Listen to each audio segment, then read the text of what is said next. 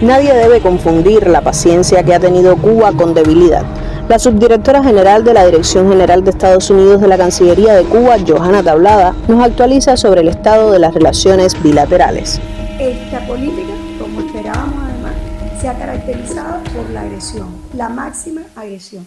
En menos de 4 meses, en los primeros 100 días, el gobierno del presidente Trump y el gobierno del secretario de Estado Marco Rubio, quien ha sido subcontratado o voluntariamente pidió que se le encargara la política contra Cuba, se han tomado contra nuestro país, nuestro pueblo, más de 10 medidas. Es casi 14 medidas contra Cuba, todas con un alto impacto, no solo en el área de lo simbólico o de la condena, sino un impacto dirigido, deliberadamente dirigido a provocar carencias en nuestra población.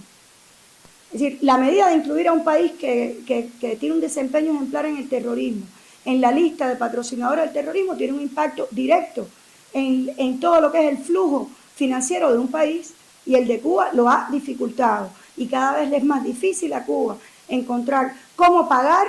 un bien que se adquiere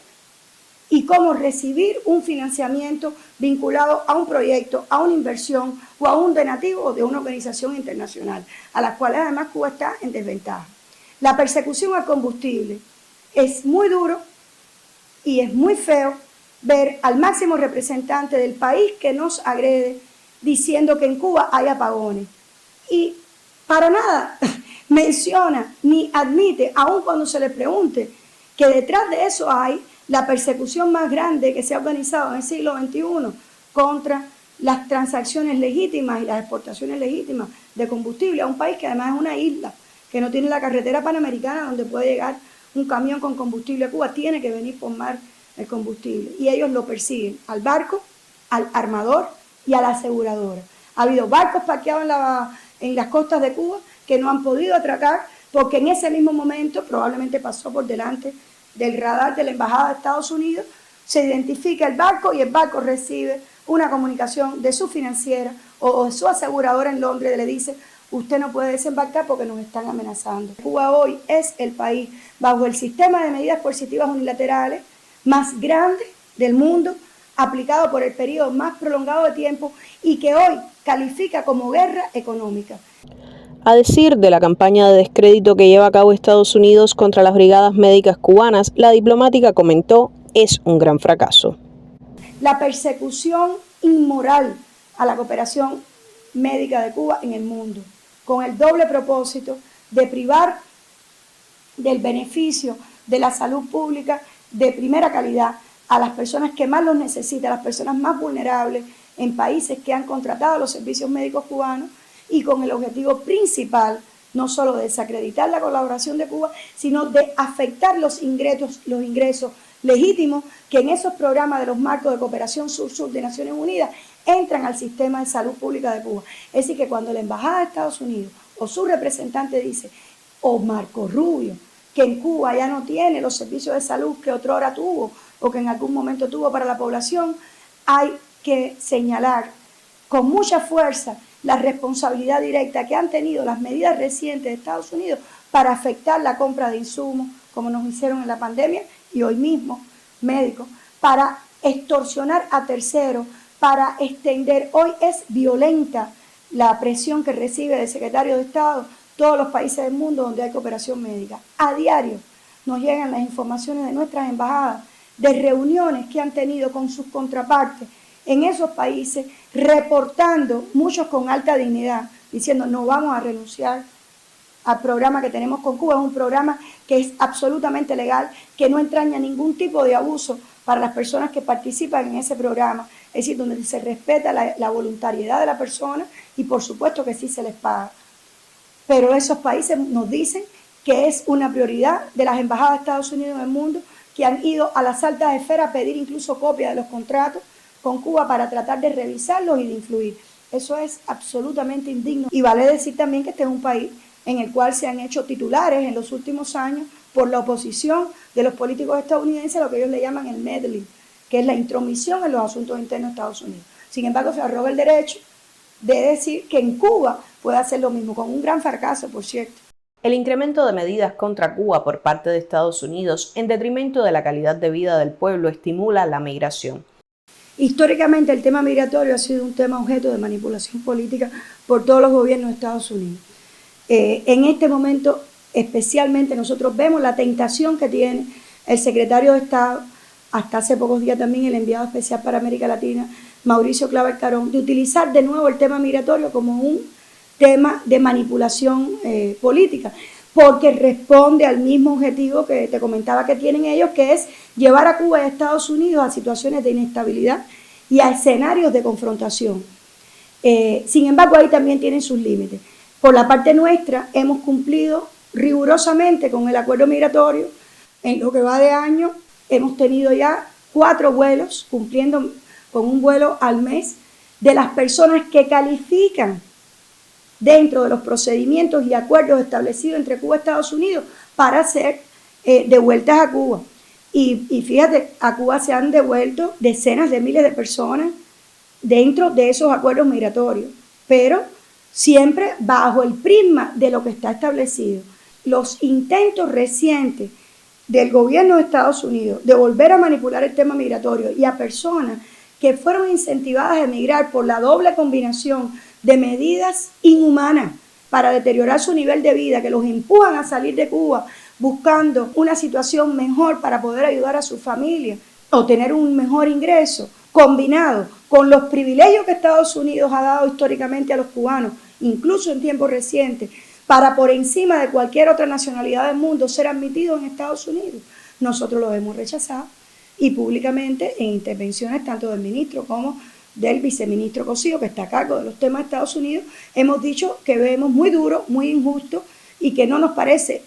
un planteamiento serio pensar que después que con esas personas usted ha contraído un compromiso, tanto porque les hizo la vida imposible en su país,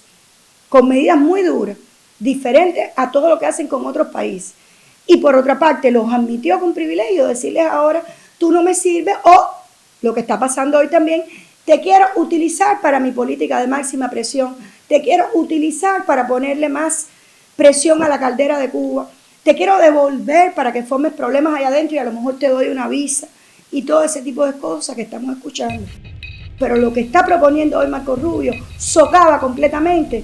lo que ellos supuestamente están diciendo que les interesa en el tema migratorio. Y es lógico porque es una política de provocaciones, provocaciones políticas, provocaciones diplomáticas y provocaciones en temas de seguridad nacional y en temas de interés nacional, donde hay un acervo que merecería la pena defender por ambos países, que demuestra que cada vez que Cuba y Estados Unidos, en cualquier tema y en cualquier sector, incluyendo las conversaciones oficiales, siempre sale en esos acuerdos que hemos logrado y que están vigentes, aunque hoy se están irrespetando y no cumpliendo, muchos de ellos o la mayoría, o simplemente están en letra muerta, en todos los casos han salido formulaciones que son de beneficio mutuo para nuestros pueblos. Y Cuba va a seguir defendiendo eso. Sobre el comportamiento del encargado de negocios de Estados Unidos en Cuba, Mike Hammer, Tablada señaló: hay una abierta intromisión o intentos de intromisión en los asuntos internos de Cuba. Hay actitudes y comportamientos de injerencia en los asuntos internos de Cuba. Hay declaraciones irrespetuosas y de una asombrosa falsedad para describir tanto lo que ocurre en nuestro país como el comportamiento y los objetivos reales de política exterior de Estados Unidos. Eso ha sido denunciado por la Cancillería de Cuba en público y en privado. El señor encargado de negocios de Estados Unidos en Cuba ha sido convocado al menos en 3 ocasiones a la Cancillería, donde se le ha recordado la letra y el espíritu del artículo 51 de la Convención de Viena, que estipula la no intromisión en los asuntos internos de otros estados. Le hemos recordado también cuáles fueron los términos por los cuales Cuba y Estados Unidos restablecen sus relaciones diplomáticas en el 2015. Su comportamiento en Cuba dista mucho de ese espíritu. Y para terminar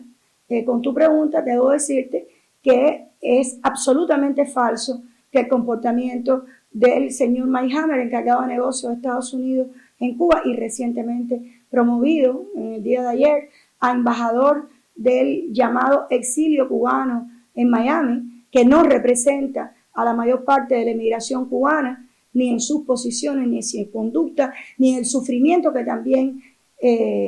padecen precisamente como consecuencia de estas políticas de agresión que nos agreden a todos los cubanos por igual. La Embajada de Cuba en los Estados Unidos no se comporta ni por asomo de la manera en que se comporta el gobierno de Estados Unidos. Voy a ponerte varios ejemplos. En primer lugar, Cuba no tiene una ley, ninguna ley,